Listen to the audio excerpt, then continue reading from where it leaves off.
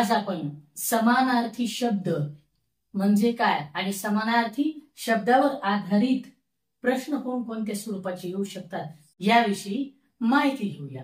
तर समानार्थी शब्द म्हणजे ज्या दोन शब्दाचा किंवा अनेक शब्दाचा एकाच शब्दाचा अनेक जे अर्थ होत असतात त्याला समानार्थी शब्द किंवा पर्यायी शब्द पर्यायवाचक शब्द असे म्हटले जाते। म्हणजे ज्या शब्दाचा दुसरा जो शब्द असतो त्याचा अर्थ देखील तोच होत असेल तर त्या दोन शब्दाला आपण समानार्थी शब्द समान अर्थ असणारे शब्द किंवा पर्यायवाचक शब्द पर्यायी शब्द असे म्हणतो। मग समानार्थी शब्द या घटकावर आपल्याला प्रश्नपत्रिकेमध्ये कोणकोणते प्रश्न येऊ शकतात त्याचं स्वरूप काय असतं याविषयी आपण माहिती घेऊया। प्रश्न पहिला आहे खालील शब्दाचा समानार्थी शब्द निवडा। यामध्ये शब्द दिलेला आहे कारागृह, पर्याय आहेत 1 कैदी, 2 घर, 3 कुटी, 4 तुरुंग। म्हणजेच कारागृह या शब्दाचा समान अर्थ असलेला शब्द कोणता आहे हे आपल्याला शोधायचे आहे।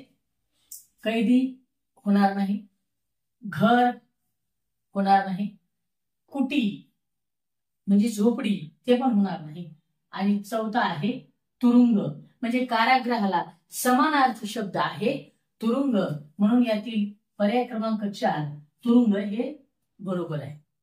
दुसरा प्रश्न आपल्याला कसा येऊ शकतो की समानार्थी नसलेला शब्द ओळखा। यामध्ये आपल्याला समानार्थाचे शब्द माहित आहेत परंतु त्या शब्दाचा समानार्थी नसलेला शब्द कोणता आहे तो शब्द आपल्याला शोधायचा निवडायचा। प्रजा नंबर 1 रयत, 2 जनता, 3 लोक, 4 गर्दी।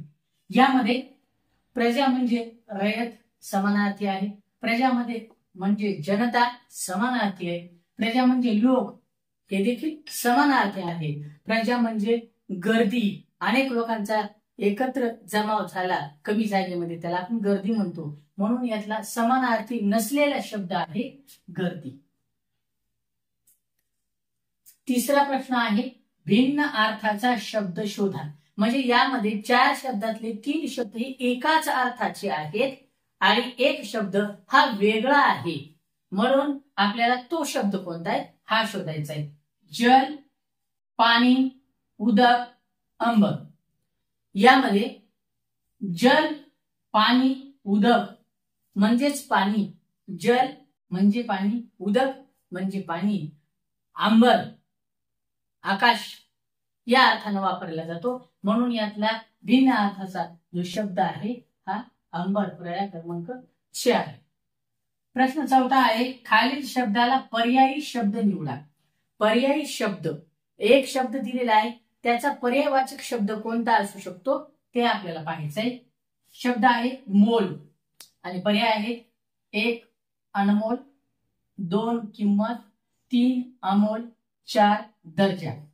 मोल मोल म्हणजे त्या वस्तूला काहीतरी असलेलं किंमत काहीतरी त्या वस्तूचा असलेला मोबदला म्हणून यातील पर्याय क्रमांक 2 किंमत हा पर्याय बरोबर आहे। म्हणजे मोल म्हणजे त्याची काहीतरी किंमत आहे। पाचवा आहे अधोरेखित शब्दाचा समानार्थी शब्द लिहा।